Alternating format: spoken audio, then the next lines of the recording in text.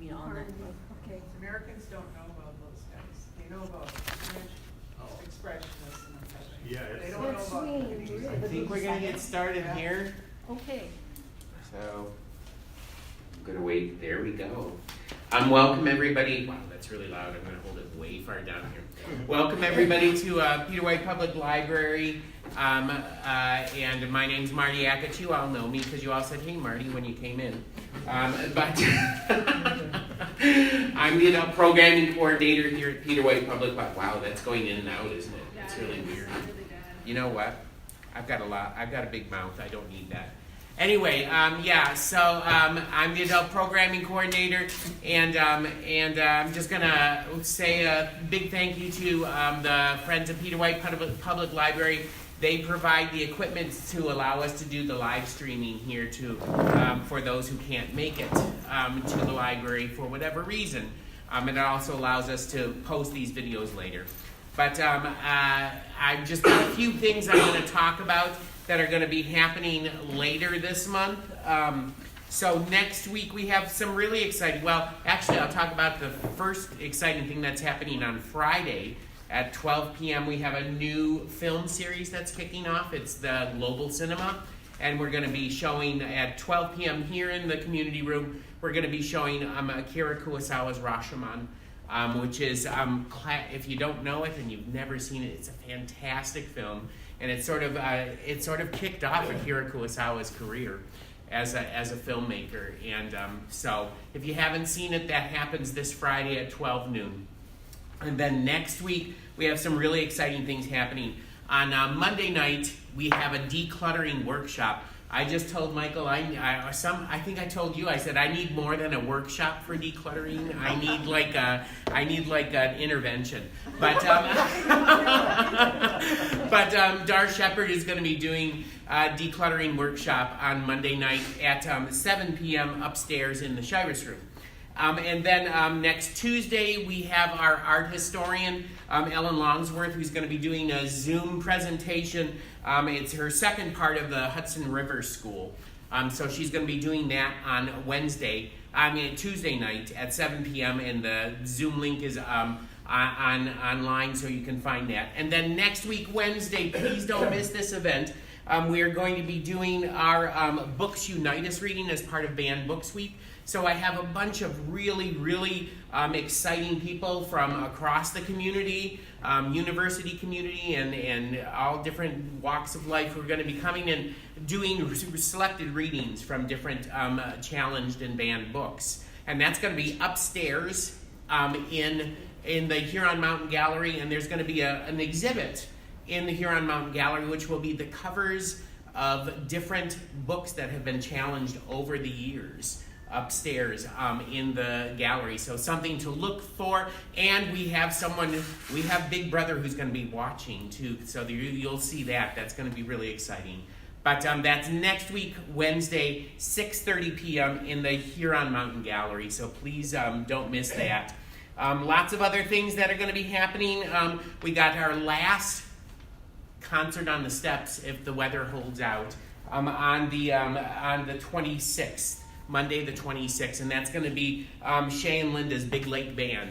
If the weather does not hold out, it will be down here in the community room. So either way, there will be a concert on the 26th. Okay, so I'm going to just say a few things about Michael here. Some of you might have already been here to see a couple of Michael's previous presentations, but Michael Niger was a trooper and detective sergeant with the Michigan State Police for 26 years. He's a certified search and rescue Tech 1 and a crew leader by the National Association for Search and Rescue. And he founded Michigan Backcountry Search and Rescue's Long Range Special Operations Group. He's the author of a recently published book, Missing Person Report, Strategies and Tactics for Finding Your Missing and Murdered Loved One from the World's Top Experts. He's been a wilderness guide for over 40 years. He's paddled solo. I love these things. He's paddled solo from the northernmost plowed road in Ontario to the Arctic Ocean. He's the author of numerous map-based guidebooks. He teaches rigorous 2-day wilderness and land navigation classes and wilderness survival classes. And he's currently a certified wilderness guide and instructor for the Michigan Sierra Club. So I'm going to stop talking because you came here to see him. So please welcome Michael Niger to Peter White.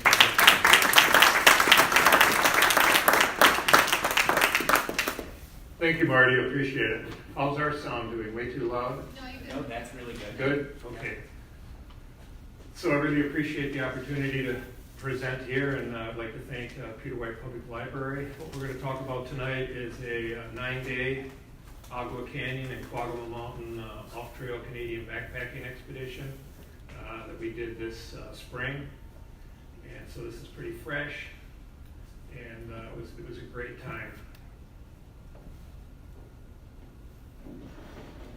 Just so everyone knows, this is, let me see how this works. This is where the trip was, right here. Right there. This is Lake Superior, and obviously we're right here, and Sault Ste. Remy is here in Locks. And this is a little bit more of a close-up. This is Lake Superior Provincial Park. We were partly in Lake Superior Provincial Park and partly out on Crown land and private logging land back here. This is the Agawa Canyon here. And we started down here at the mouth of the Agawa River, basically backpacked up along the river into the canyon, and then we went overland and up to Quagga Mountain, and then over to the Sand River and up to Lady Evelyn Falls, and then back out to Lake Superior. So we started and ended on Lake Superior. And this is the route I just described. This is a more detailed route right here. It shows where we went through the woods, shows where we camped. This is the first day right here of our expedition. This is what we covered, and then the subsequent days here. Basically, it was 9 days in the bush. What month did you do that? This was over. This was the last part of May, first week of June. And this is the group here with one fellow, Chris right here is a filmmaker, so he was recording quite a bit of footage from the trip for a film.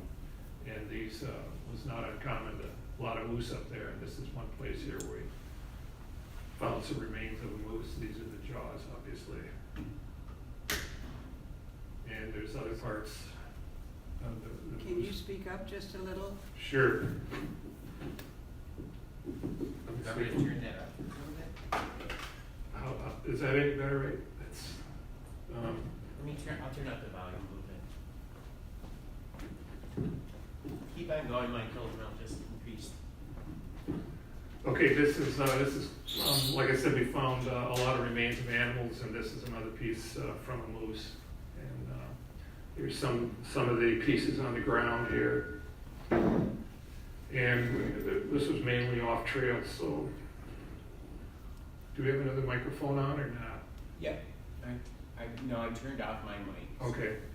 So this was off trail, so we did a lot of work, a lot of navigation work, and this is Todd Threat here. We did a lot of our point work, the navigation. He's working with a topographic map here and a GPS unit. As we work our way through the bush, we use compasses too quite a bit. And once we got off trail, it was pretty thick. There is a hiking trail that goes partway up the Agawa River, and that's where we are now, is on the hiking trail along the river. And that's the lower Agawa River right there, and it's very semi-mountainous up there, so it's very rugged, great spot, nice along the river, lots of gravel bars and stuff. Were you on the south shore? Of south bank of the river? South bank. Yeah, we went up the south bank, right. We crossed over to the other bank when we got in the canyon on one of the railroad trestles. And this is a flood channel here along the Agawa River, just a small little channel.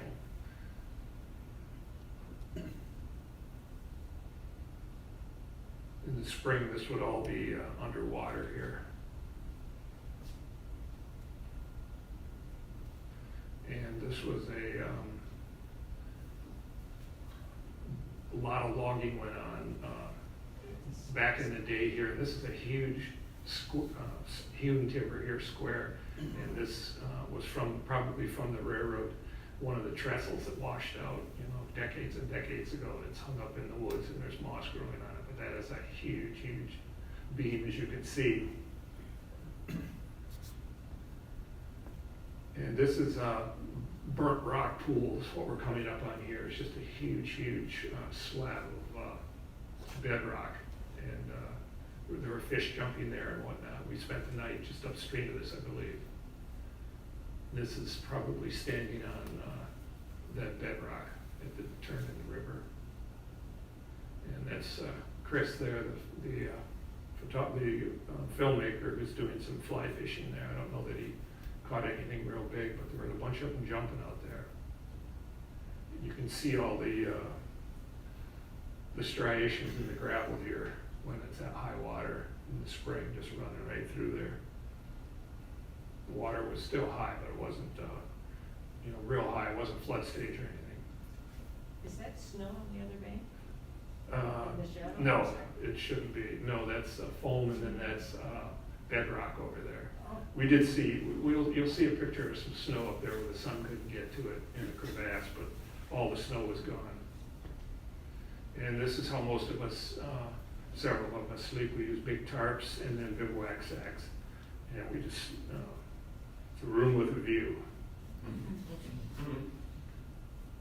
So now we're on day 2 here.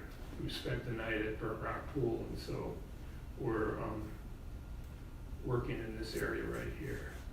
Excuse me, those tarps did not have floors, right? Nope, no floors. Just Just overhead tarp, and then we have bivouac sacks that have waterproof bottoms and bivy sacks. Waterproof bottoms, and then they have windproof, bug-proof tops on them.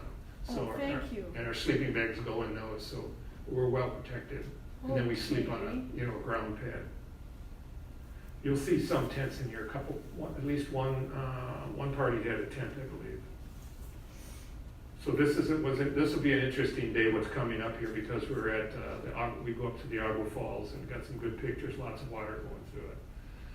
So we're basically leaving Burnt Rock Pool here, heading upstream, walking right along the river. There's part of it, there's no trail. There is a trail back in the woods, but we'd like to walk right out on the gravel bars. It's fun, you can find stuff. This is a big tree here.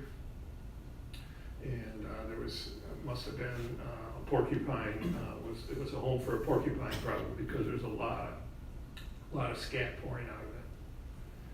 And this is an old footbridge here along the trail. You can see where they laid logs down and then cross-hatched them for a little bit of traction so they weren't as slippery.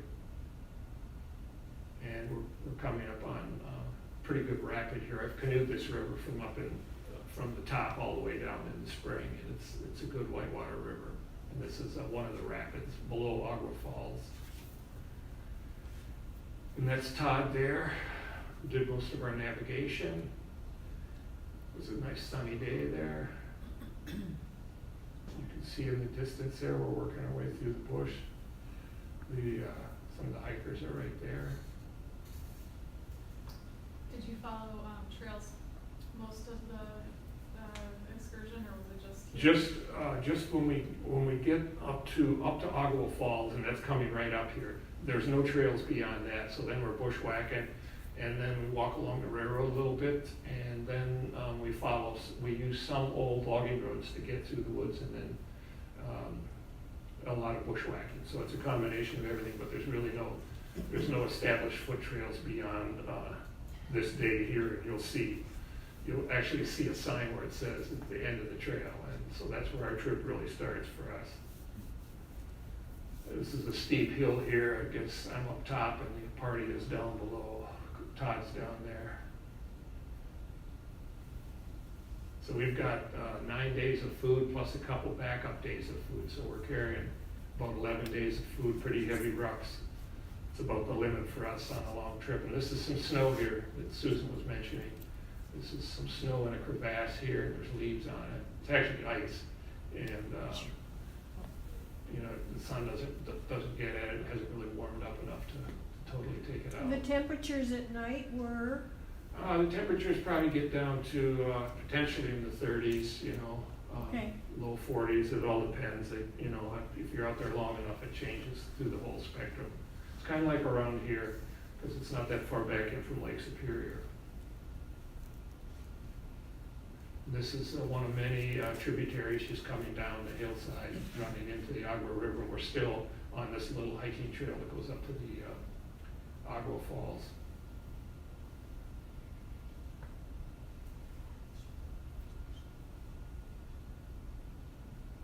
And in the distance there is the Agawa River's down in there, so it's a big valley. We're just coming right alongside of it. And the trail kind of goes up and down because some places it's so steep you get forced way back from the river because it's a cliff.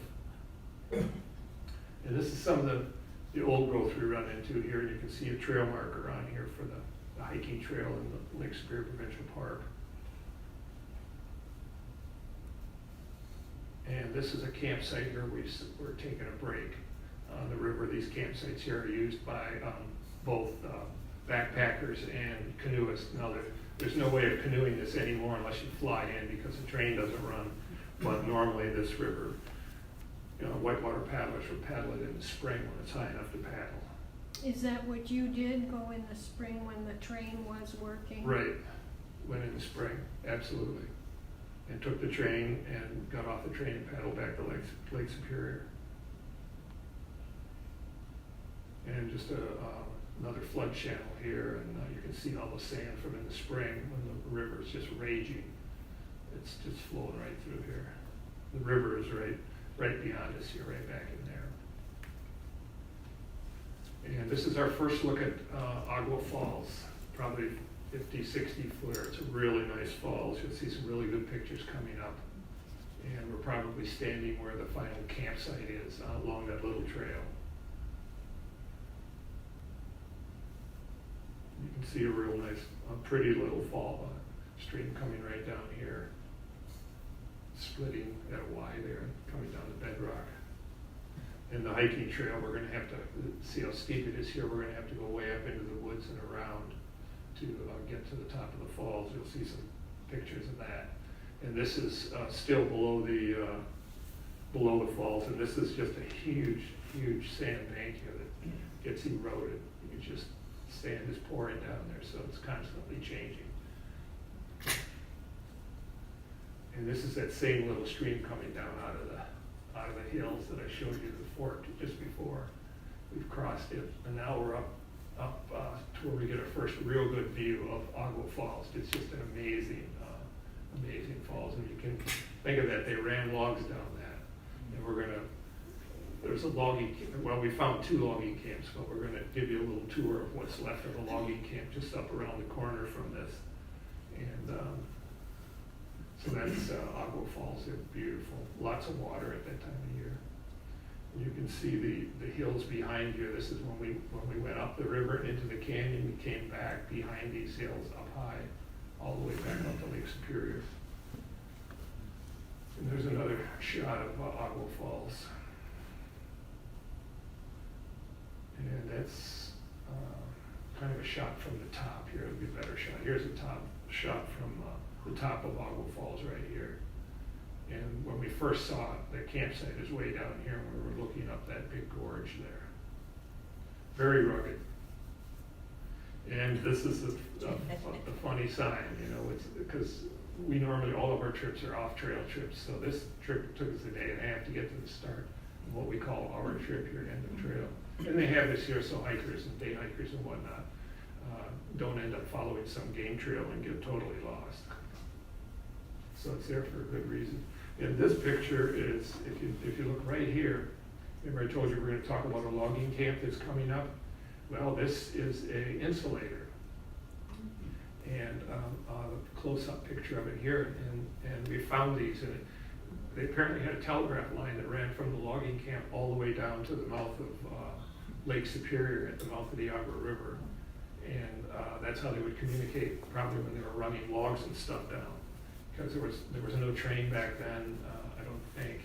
and depending on when it was, and that was the only communication. So they would float, they would run all the logs down the Agua River into Lake Superior, raft them up, and then tow them to wherever the mills were, probably in Sault Ste. Marie or somewhere else. And we'll have some more pictures of these insulators, but it's pretty cool to have something like that still in place on the trees. Do they log like that anymore, or is that just? No, if they log now, they take everything out by train or by logging road. So they do log up here, but this was when they first logged it and took the old growth out. Back in the day when everything, like in the UP, when everything was run down rivers before there were trains, they used horses, and I think you'll see some a horse for in the logging camp. And so this is another really interesting area. This is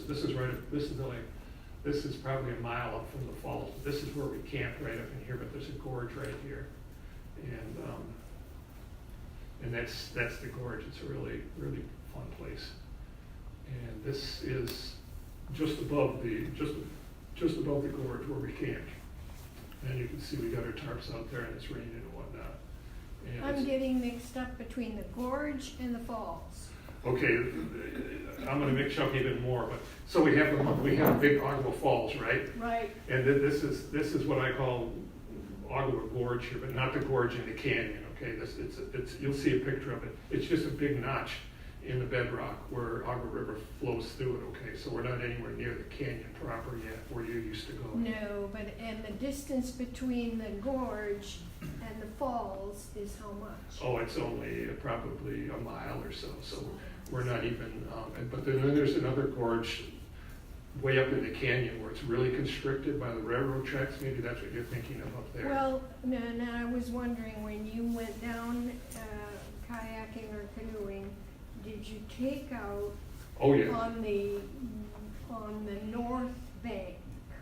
Well, it depends. I mean, there's all kinds of portages, and you're on both sides of the river. So. Okay, And I started way, way up, as far up as you could start. So okay. there's a whole bunch of portages. And this is actually a portage right here, right behind the campsite, to get around this, what I call the Little Agua Gorge. And you can see it just gets swept each spring when the floods come through. And this is Todd doing some map work here.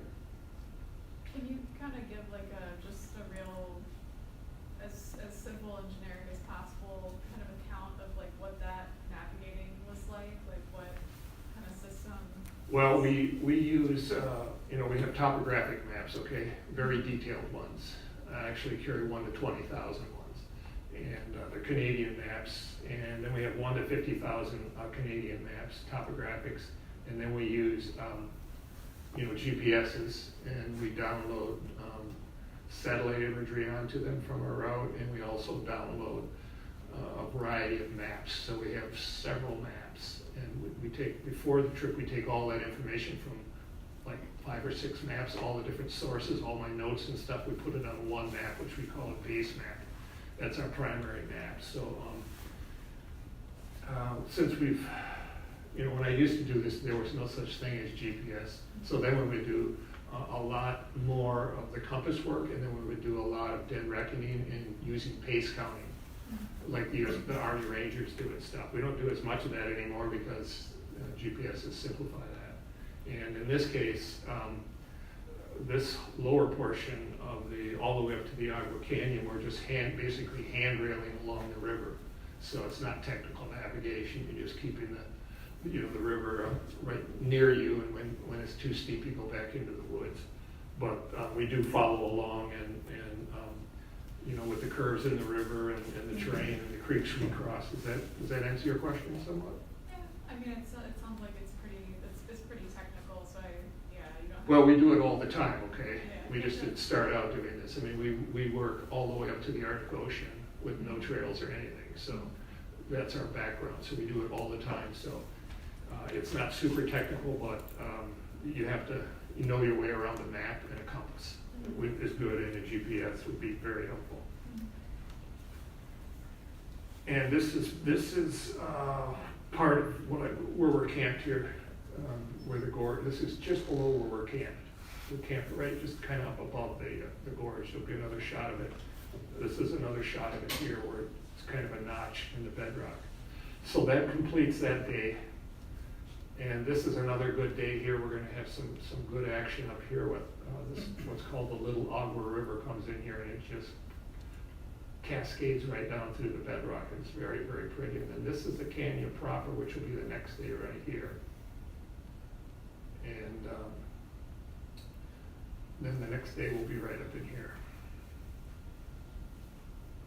So now you see there's no roads up here and no trails, but this is cable from the logging days. So we're getting into an area right above where we camped and where I call the Little Gorge there, and then the big falls. They would have, probably folks are familiar with log booms and stuff across rivers and whatnot to keep logs together when they logged them, keep them rafted together. Well, they had cables, and you'll see some huge parts of the booms coming up. In fact, here's an old log boom right here, a huge piece of old growth with a hole through it, and then this huge chain here, and they chained these logs end to end together and then put them across the river.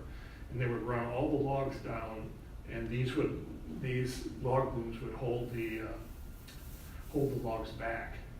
And then you'll see a picture of a dam coming up here for this whole thing. Then they would they would blow the dam out. The loggers would build a dam, and then they'd back the water way up. And then they would open the log boom and dynamite the dam, and then there would be enough water to run the logs down to the next dam. So these are huge pieces of old growth right here that are, I don't know, maybe 20 feet long. They go way back in here. And you can see this one, the chain that's still going through this log. And you'll see here's two logs here that are still joined together. You see the chain right there, connects both of these. These are all, and there's a tree growing out of this. So these were all washed up here at some flood at some time, and they're just still there. And this is really cool. It's hard to see, but this is a log boom that's submerged. See the chain right there? And there's a hole through one, and here's the other log here. And this chain goes to the other end of it. So it's pretty neat to see that stuff. And we're talking, and then here's a canoe that was wrecked and we found back in there. Someone either lost control of it, because this is serious whitewater. Is that about class 4 or 5? Oh, I'm not that big a whitewater paddler, but depending on. It looks pretty. There's some real nasty stuff in there, and depending on your skill level in the boats, but obviously these people exceeded their skill level. I'm laughing. I think it's pretty exciting. Oh yeah, it is. And it's not uncommon for us to find this kind of stuff. Sometimes we find bush planes wrecked back in the bush, and so. And here's another example here of a log boom that's high and dry. You can see the chain going right, connecting them. You know what species those logs were? Were they hemlock or cedar? White pine. I would probably say white pine, but I can't. That's that would be the same kind of stuff that was in the UP when it was first logged. So I would say probably white pine, but I'm not. I can't say that definitively. Do you know about how old those logs, like the logs with chains and stuff, are? Well, that's a good question. I don't know, but I mean, it predates the highway around the lake, and it may predate the. I'm not sure if it predates the railroad. The railroad was put in around 1900, so it's they're old. But I can't, I would just be guessing to say anything else. And here's another example of, we're still in this same area. We're going to be coming up to the logging camp. Actually, the logging camp is right up on this bluff. All this stuff is right down here, but here's another huge piece of cable. What's interesting here is it's wrapped right around this tree. So this was the anchor on our side of the river for the logging boom that went all the way across the river, and then obviously there was an anchor on a tree on the other side. But it was just neat to see how they wrapped this cable around it. So this was the anchor, and this is all that's left of the tree, from decay and decades of erosion. And now we're at the logging camp, and this is always fun, seeing these old camps and digging through stuff. And this is, the door on an old wood stove, and I think it says it's from, does that say Peterborough? Ontario, and then that's Adam Hall or whatever the name of it, you can see the little handle. Hmm? Oh, wait. Ontario, Peterborough or Peterbourg, Ontario. And so the hinge was over here. This is just a small door. I don't know, probably a cook stove. And there's one of those insulators again. We'll get a closer up look here, and you can see how it's split in half. So they could see how it comes apart like that. It's got little detents. This was one we found on the ground. It's in perfect shape.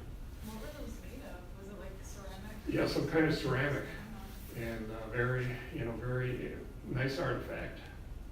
And here's a huge pulley, for a snatch block for kind of getting 2-to-1 leverage. They may have used those, they obviously used those, for moving logs around and stuff. And here's some old cans that actually were sealed but had corks in them, which is, pretty old, probably kerosene or something.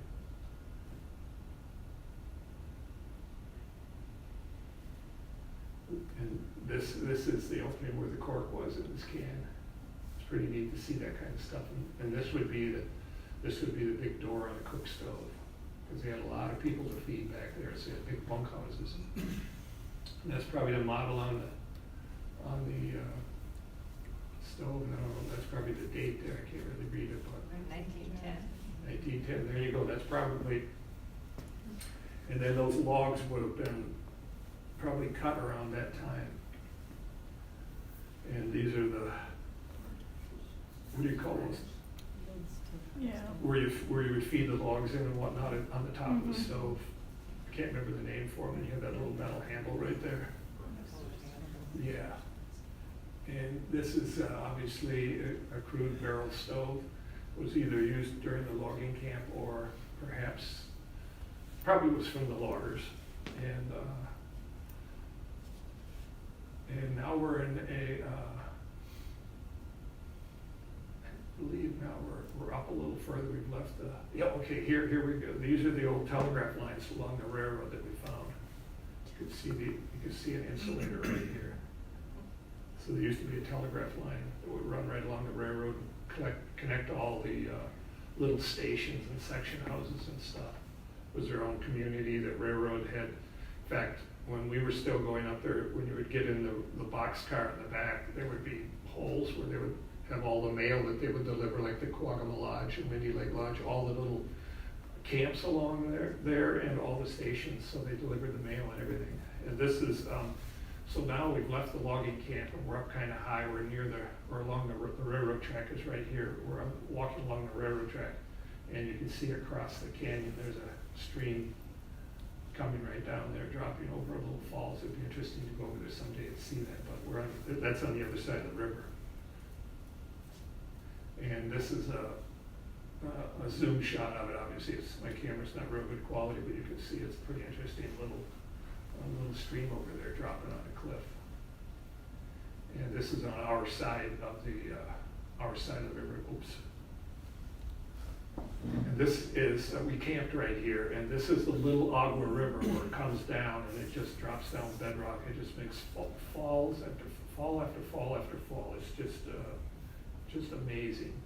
And so this is, so now we're right here, we're camping, so we're gonna be just moving into the next day here. We're gonna go into the canyon proper. And this is more of a little Agawa River. You can it's hard to tell, but we're standing on the railroad trestle right now. There's the railing right here, and it just goes down, down, down, down. Doesn't look like it, but you can see it's roaring, it's just dropping. So we're actually going to go down along this, all the way down to the Agawa River, because there's so much going on, so many falls. I wanted to show everybody. And so this is underneath the trestle, a photograph of it. So, did you make river crossing on the railroad? The big, this river right here, you're gonna see down here where we forded, it's like thigh deep. Oh. But the Agawa River, we did use one of the trestles, crossed it on the train tracks, just for safety. I mean, we do swim rivers up there, but usually we try to avoid that in the spring when it's really cold and raging. But we don't do it in the rapids. Our packs float, okay? And so we do it in an area where there's a pool, slow water, and then we make our PFDs, flotation devices. We take our foam sleeping pads, roll those up. You've probably seen those noodles, stuff that the little kids yes. use. We make those, roll our sleeping pads up lengthwise, and you can put them under your arms as a flotation, or when we're swimming, we tow them behind us on a rope, so if we need them, they're right there.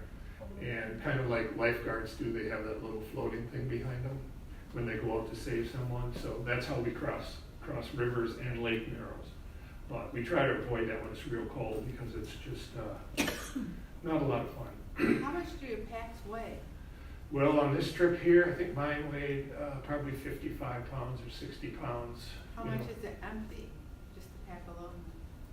Oh, it's probably, with all the pouches and stuff, it's probably 4.5 pounds. Okay. But we're carrying, a couple quarts of water, so that's 2 pounds a quart right there. And sometimes we gotta carry more, and we have some, safety gear, and then we've got, real warm gear. So the biggest problem is the carrying 11 days of food. Right. For me, that's about 2 pounds a day, what I use. And so this is the little Agawa River here coming down. You can see quite a few shots of it. It's just pouring down. And then this is partway down the river, and we're looking further on down. This is the bottom of right down in here, it pours into the Agawa River. And you'll see some shots. We found another logging camp, this thing just sitting in the woods. And we spent some time there nosing around. We found quite a collection of stuff. Horseshoes. So this dates it right here, right? Horseshoes. All right? That's how old this logging camp is. Chains and bolts and just all kinds of hardware just left behind. And you can see this was part of a yoke probably that went around a wooden ski or some kind of wooden implement for a horse-drawn sled of some sort. This is probably the same one, but you can see the detail on these is pretty interesting. Wood stove. That's the same, just I another. wonder when that logging was finished. 'Cause They may have gone through a couple times, just like they did in the UP. First they went through and just took everything they could get with horses and drag it down to the water and run it down. And then of course when the railroad came in, and then when they had, the railroad's another way of getting stuff out, so then they could log further away from the river, right? Get into remote areas. So, there's still logging up there. That whole area that you're familiar with, Kawagama Lake, that whole thing, it would be sad to see it if you had to see it, because it's all been clear cut. oh, And by a British Columbia logger who bought that whole township. And then he went bankrupt, so there's just a whole other set of decaying buildings, and there's dump trucks out in the woods just left. And but that's just the way, that's the way things go in the bush. And we found cork bottles, which is pretty neat to find. You can see a bunch more horseshoes there. You're not supposed to take any artifacts with you. I don't think this was in the park, but we normally don't. There's no way we could carry them. Yeah. And Why would you want? I wouldn't mind having a cork bottle occasionally or something. It's interesting, but this stuff we've got, probably 5 days left, and so we just kind of photograph it and enjoy it. Yeah. Seeing where the camp was. This is the last little falls that comes down out of the little Agawa River. It's finally all the way from the railroad tracks. It just one falls after another.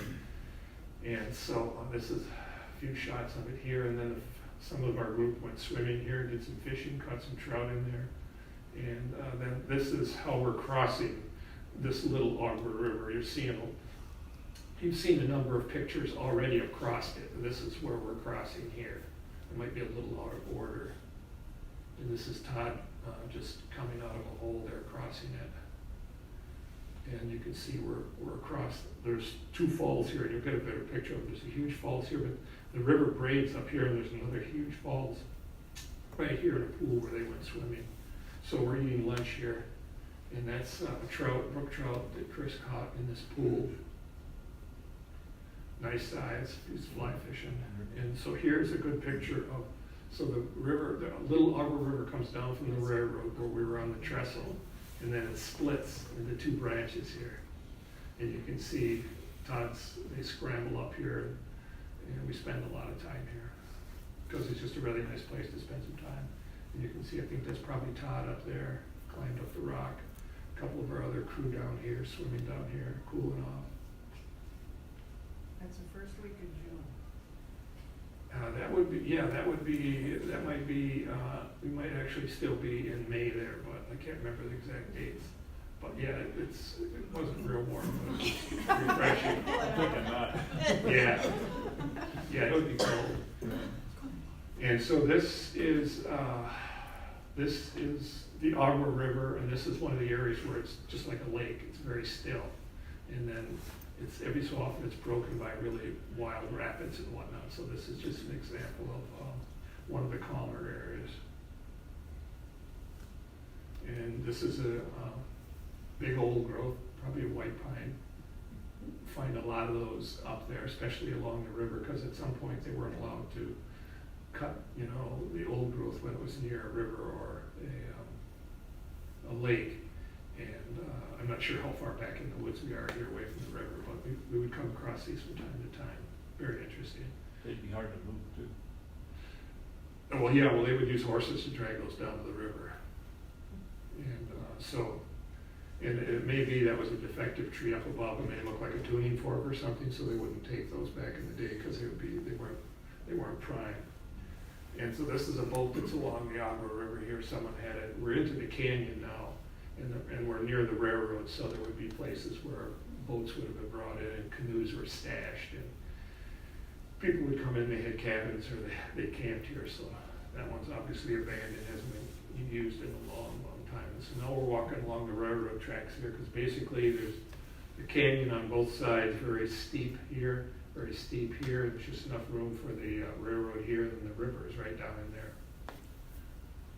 And this is an example that here's the railroad here, and here's the river, and there's the east wall of the that would be the west wall of the canyon there. And this is one of the big, huge trestles that's in the canyon, and we always use this to get across the river because it's simpler than swimming it, especially when it's cold.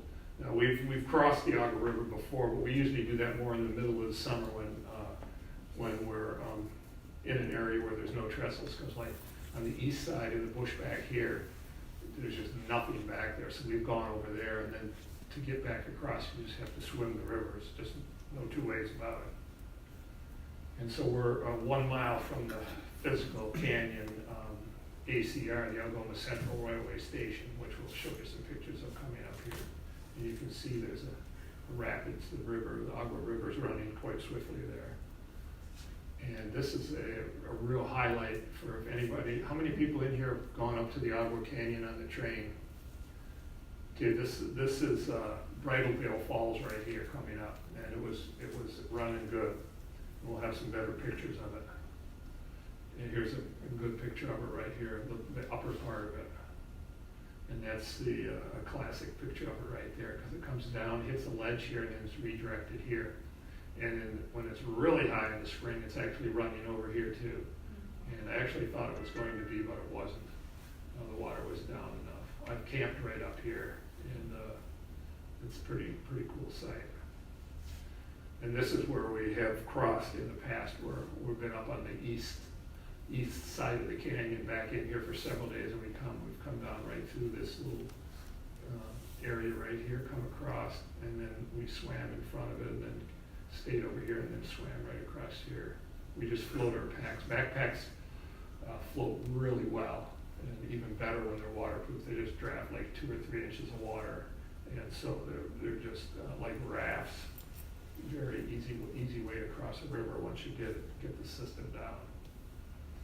And this is Black Beaver Falls, I believe, and it's on the opposite side of the river from Bridal Veil Falls. There's 2 of these. I think it's north and south, or I'm not sure how they name them, but this is probably about 200 feet right here. And so this is the top of the the west wall of the canyon. So eventually we're going to go right up top here, just down the tracks a little further. And here's another part of that, Black Beaver Falls. Just beautiful. So the railroad is right down here. The canyon is right down below us right here, and the railroad's right here. And these are falls, if you were to take the canyon to or take the train up there, there's actually walkways where you can come right down here and see these falls. Highly recommend it. This is the canyon station proper. This is the old station house right here. I was gonna say, does anyone live in that provincial park, or is it? Well, okay, this is, the provincial park boundary is like right here, okay? Like this is all provincial park. This is all owned by, well, it's in bankruptcy now, I don't know who owns it, but it's all private. And then the Agawa Central Railway is right here, and it comes up, and then they have retained ownership of a certain amount of property right here in the park, because that's part of that's their moneymaker for the tour train. So no one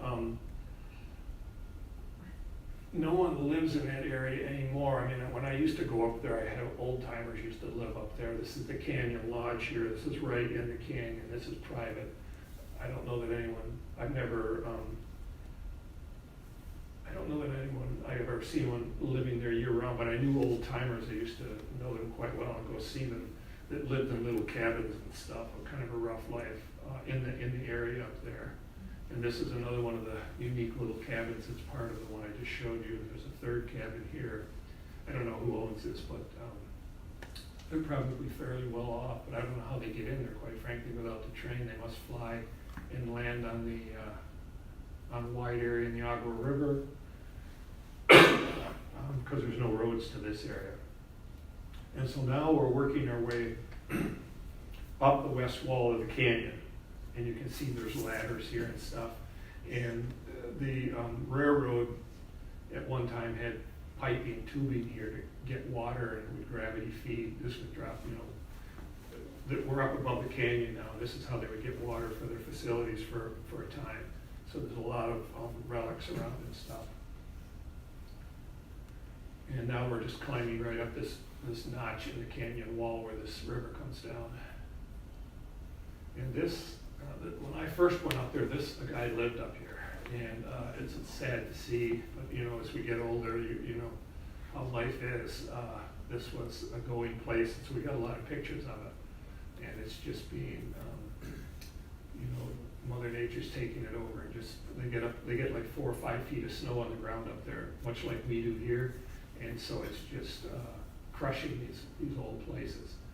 And this place, basically, this fellow probably passed away or just quit coming up there because he couldn't climb up there anymore. So everything's pretty much untouched.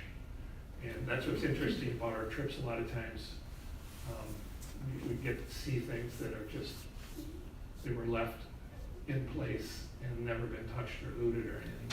Now this one, people could get to this, but you can just see all kinds of stuff in these photographs. It was, basically, and all this stuff had to be these logs had to be cut up top of the canyon, or all this other metal and all that stuff had to be hauled up from the railroad. So, and you're going to see a pretty good picture of an old tractor too. You can see there's his wood stove right there, still there, the door is open, and there was stuff in the cupboards and whatnot. It's kind of sad to see. There's a little tank of propane he had. So you actually do that, guy? I used to, I'm pretty sure I did, because I remember where the cabin was, and I would hike by it. I would go up there in the winter and stuff and see the little cabin. But here's this old toolbox right here, old carpenter's toolbox. It's hard to see, but we opened the lid on it, and there's just all kinds of little stuff in there, that he used to build it and maintain it. And that's our crew there right at the front of it. And there's probably a moose track. Yeah. So, yeah. Put the boot in there for scale. And this is a really cool thing. Here, check this out.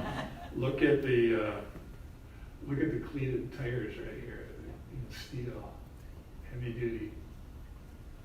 And so we had some fun with that. This is near the cabin up above. So this would have been a long journey to get where this was, because there was, we're going to come out at a road network up here the logging days when they were logging it with logging trucks and stuff and bringing it down to the railroad. But you can see the spoke wheels right here, wooden spoke, are pretty cool.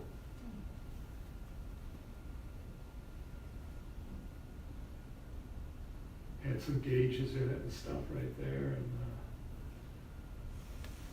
probably better get It's moving. probably from the thirties.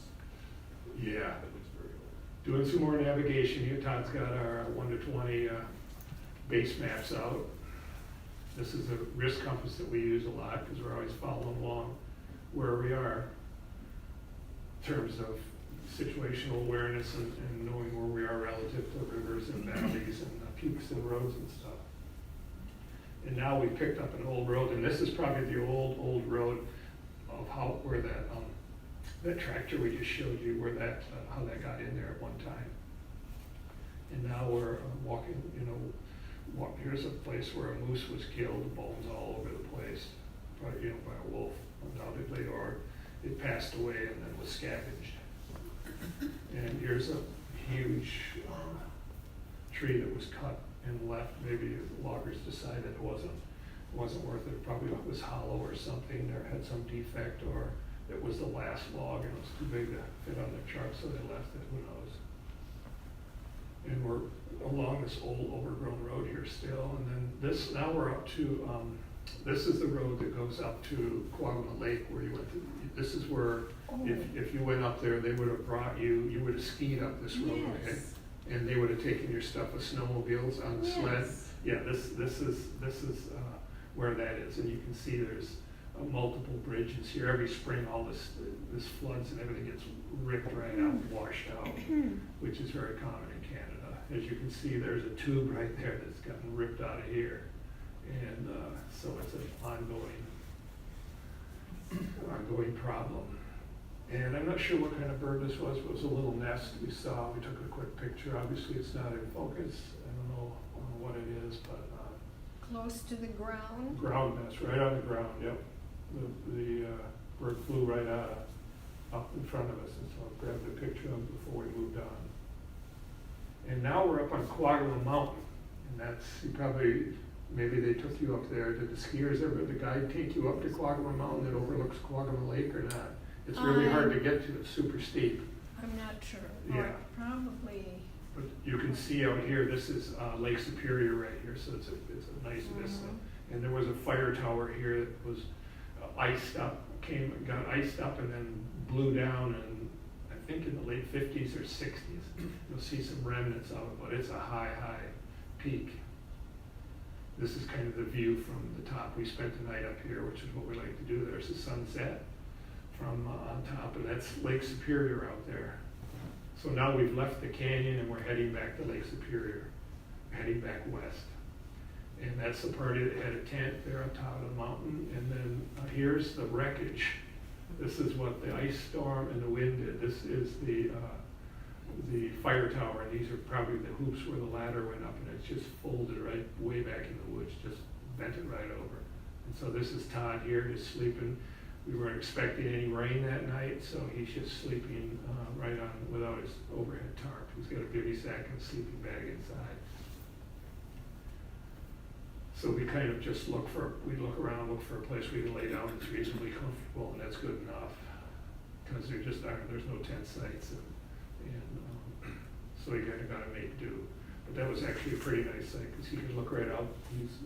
He's on top of the mountain here, and he's looking at Lake Superior's right up here. So this is the next day here. We're leaving Quagma Mountain, and we're going down this way. We're going to camp here. And your ski lodge is like right here. The Quagma Ski Lodge is right there, Thank you. okay?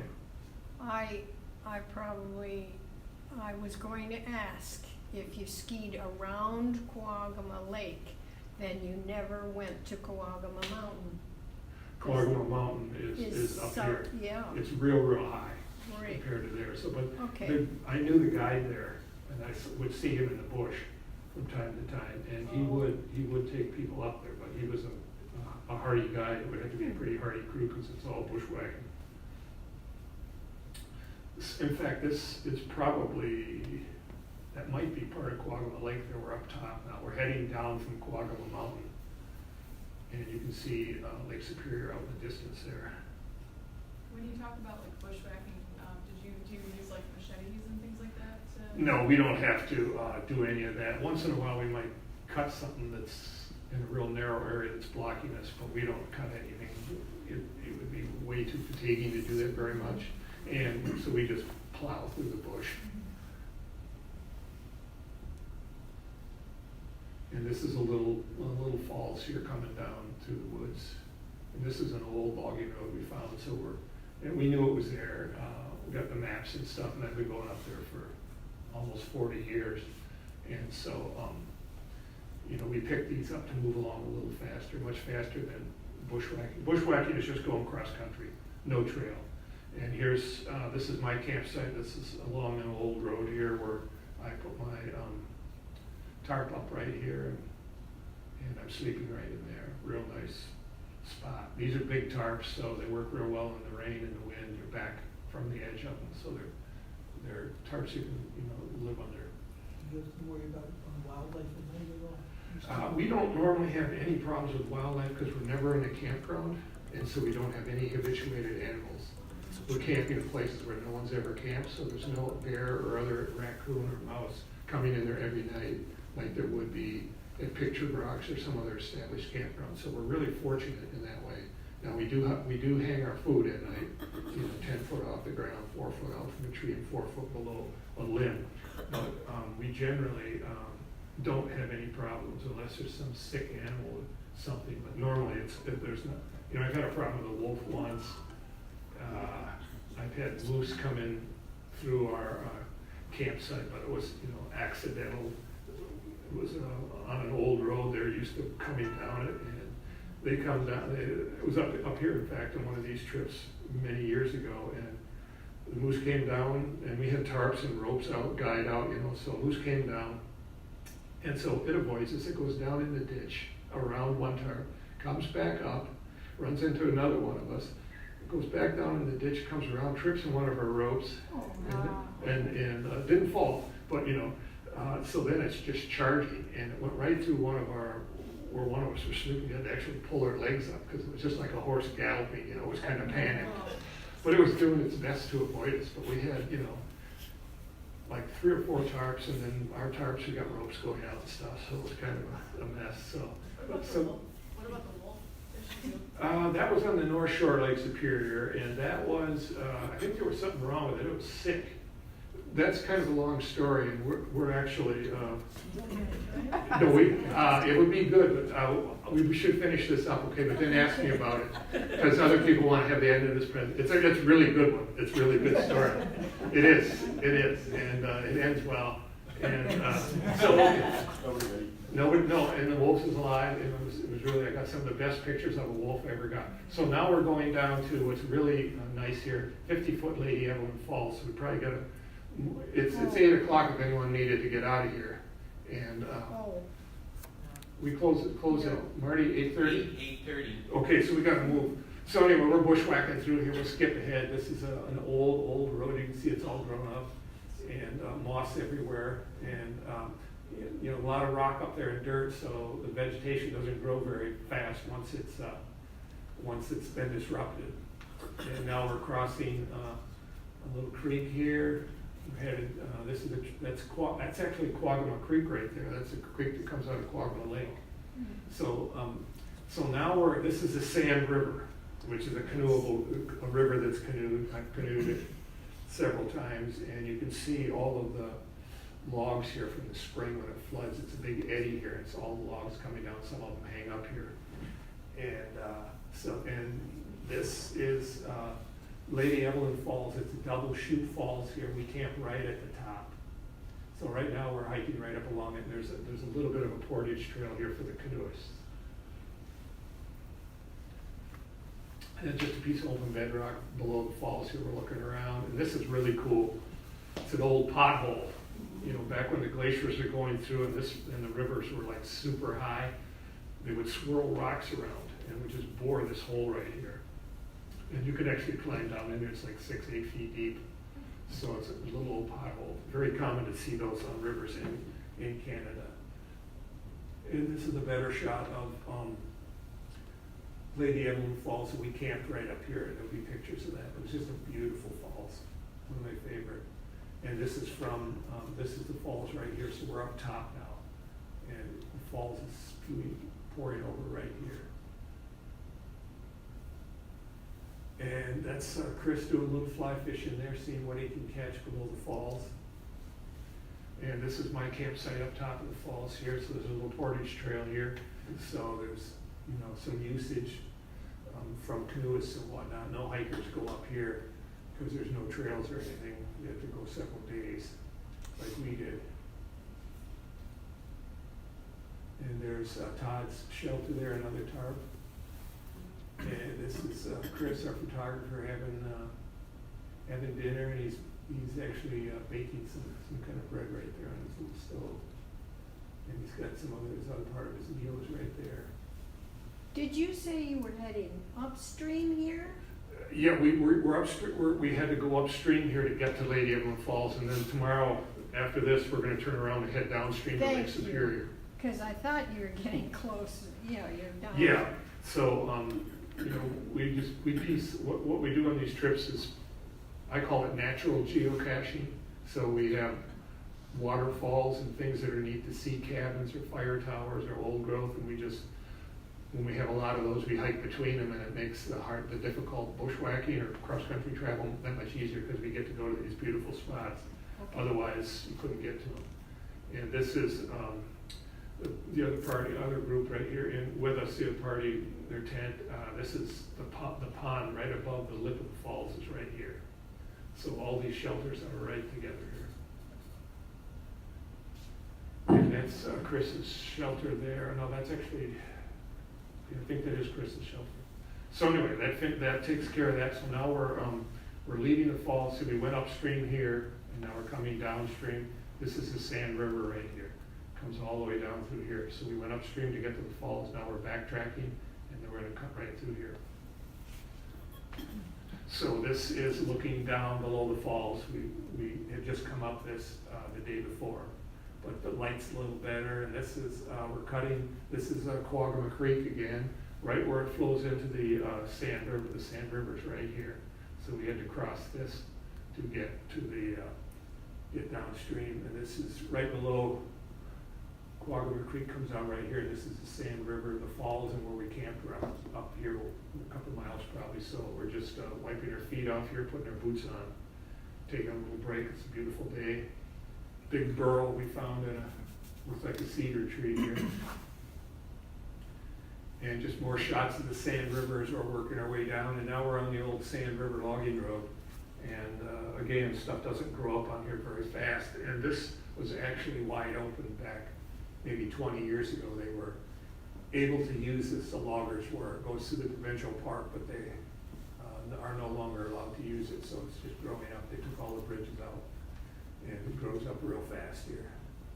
And this is probably our final night in the bush here. It wasn't going to rain, so this would be Chris, our photographer. He's sleeping in his bivy sack on the ground. He's got a pad underneath him. It's a ground pad, so a little bit of insulation, a little bit of comfort there.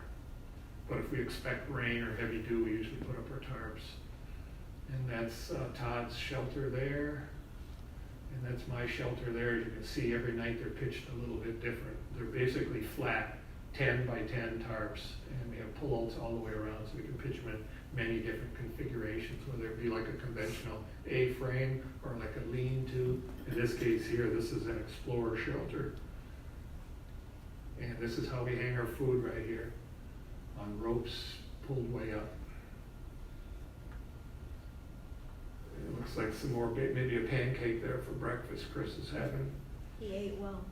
Oh, he did, and he's a good cook and a good bushman. So we're on this is where we're camping. This is our final day here, so we're pretty much winding this up. And as you can see, we're looking downstream here, and there's a big cliff there. And yeah, this is wrapping up fast. Wow. So this is the end of our trip right here. This is the 5 of us here. And this is on the end of day 9. So that's it. So before I tell you the wolf episode, the next presentation is one on man tracking. We're going to see how much interest there is. But if you're ever interested in learning a little about man tracking, how search and rescue teams find people, track them down, and how our special forces soldiers track the enemy down and terrorists. I'll be talking about that on October 12th. I think it's another Wednesday. So love to have you join us. I know a little bit about tracking. I'm a member of the National Association of Law Enforcement Trackers and the International Society of Professional Tracking. So I do quite a bit of tracking, but it's not current tracking. It's on old cases, so I don't have footprints, but I have all the rest of the stuff. Like I'm looking for other kinds of spoor, like litter and stuff, campsites, campfires, broken trees, clothing hanging here, whatever. So October 12th, happy to have you. So that's it. And you guys, folks, want to hear the wolf story? Yes. Okay. So this is pretty cool. So I paddled the North Shore of Lake Superior twice, and let's see, it would be the first time I did it. We're paddling. Are you familiar with the North Shore? In fact, let me go back to the very. Pakasaw? Yes, Pakasaw. Who said Pakasaw? Me. Okay. Yes. You've been around. Oh, yeah. Oh yeah. My father. You're gonna keep me honest. Oh, man, oh, yeah, right, sure. Okay, go ahead. Well, I can't I want to exaggerate. hear your wolf story, and then I'll tell you mine. I'm trying to back up here to get to the map to show everyone else where we are here. Oh man, come on. So yeah, it has to do with Pakasaw. I think we're outside of Pakasaw Provincial Park. We're gonna get there. So anyone needs to leave, just get up and walk out. No one is captive here. You're not gonna hurt anybody but my feelings. I appreciate you coming and staying here. It was in the beginning, your map. Yeah, the very one, and I can't, the way this is set up, I can't cycle through it, so I gotta go back to the very one with picture of Lake Superior, just so it makes a little sense, because sometimes it helps to have a map. Scoring the lodge is smart for traction. Yeah, so you don't fall. Yeah, those are trail crews that did that. Okay, here we go. Okay, so this is Pakasaw National Park here, another really cool place to go. And so I was paddling from Marathon all the way over to Wawa like this, very remote, and you can see it's so remote and rugged. The highway is way back from the lake here, okay? So it's just like untrammeled country. There's a couple gold mines back there, and there's a little bit of logging, but not much going on back there. So anyway, and here's Mishpacotton Island. Everyone knows about Isle Royal, right? Well, our Isle Royal, the one without trails, without anybody on it, is Mishpacotton Island. That's where we go instead of Isle Royal. We fly out there. We either we ride along on a commercial fishing tug to get out there, or we fly on a float plane.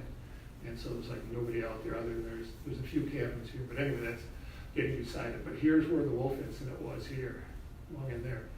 So we're paddling, and we pull on this rocky peninsula we're camping. And let me just draw it with this. So imagine this is the shore of Lake Superior. Just say this is the shore of Lake Superior. And then there's this little bay like this. There's a finger of, let me start over here. This is the shore of Lake Superior, goes along like this. And then it comes back and forms a bay like this, a mile deep, very narrow. And then the shore continues like this, right along. You kind of get the picture? So we're with. Hater? Is that Hater? Hater? I'm not sure. Okay. It's Go beyond. Go ahead. Anyway, Sorry. so there's this long peninsula like this. So we're camped right in the end of it. And so I'm right down at the water, purifying the water, washing a cook pot out, and I can look down this long, narrow bay right here, and I look down at it, and I see something walking down there. And I said, what? There's nobody for miles and miles. And, you know, so it's can't be a dog, so it must be a wolf. So anyway, I see it down there, way down there. And I tell my partner who I'm with, and he comes out, he looks at it. I mean, it's got to be a half mile or a mile down there, way down there anyway. So we go about our business after we look at it for a while. And all of a sudden, the thing is right across from us. And it's only like, this bay, it's only like, it's a finger bay, it's only like 100 meters, 100 yards, a foot, less than a football field wide. It's just long and narrow, so it's right across from us on this ridge looking at us. And it's a wolf. It's looking at us, so we take pictures, we just look at it. Finally, it gets tired of us, and so it's on a little ridge, so when it goes down the back side of the ridge, it disappears, okay? You know, it wants to go a couple feet. And so I said, what are we about to lose? So I howl. You know, wolf howl. I'm not supposed to do that, I found out.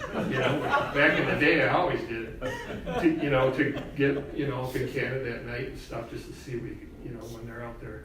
And so it turns around and comes back up and looks at us. And so we enjoy it some more. And then it gets bored with us. What's that?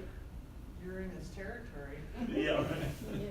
Yeah, so anyway, so it pays attention to us a little bit more, then it turns around again, so I howl again. And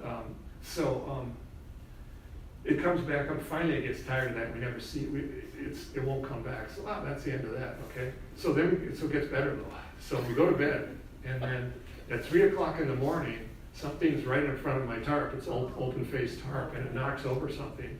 And we keep our paddles right in our tarp in case there's, you know, to fend off an animal. Normally we never need it.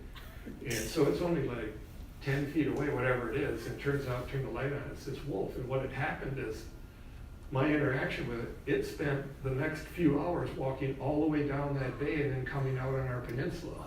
Or it swam across, I'm just assuming it walked all the way around. So it's there. And there's something wrong with it because it's not acting like a normal wolf. And it hangs around, so I kind of scare it off. I can hear it behind our tarp. You can hear it breathing, so finally we just go to sleep because it won't leave. It wasn't threatening us or anything. So get up in the morning, and it's still there. And so it's still hanging around. So we get in our kayaks and we're paddling away. I wish I should do a talk on that trip. Actually, I got hundreds of photos from it. So anyway, taking all kinds of photos of it, not like, you know, here to Marty. And so I get this one, because it's there for so long, I wait, and it's yawning. It opens, its head is up like this, on top of the rock with the sky behind it, and then it goes like this. I get this beautiful shot of this wolf yawning, you know, just, so we got all kinds of shots. Marty, we're gonna do a talk on that trip. Because that is really cool. I got so many pictures of it. And so then we left and it was still there. So I think there was something wrong with it. It's probably an old alpha male. An old alpha male. Oh, okay. Yeah, kicked out of his pack. Okay, good. Lonely. Yeah, he wasn't a threat or anything. He wasn't, it was so far from civilization, but they could travel so far. So anyway, that's an interesting explanation of it. And, you know. You insulted it in wolf. What's that? You insulted it in wolf. Yes. And anyway, so it's, you know, I'm not a professional, so I don't do everything right. But it's one of those interactions between someone from the city and the States hanging out in other, you know, other countries. So that's that story there. But yeah, we'll have to do a paddling trip in the summer when we paddle this whole thing. I've got tons of good photos. So. Thank you very much for coming. Appreciate it.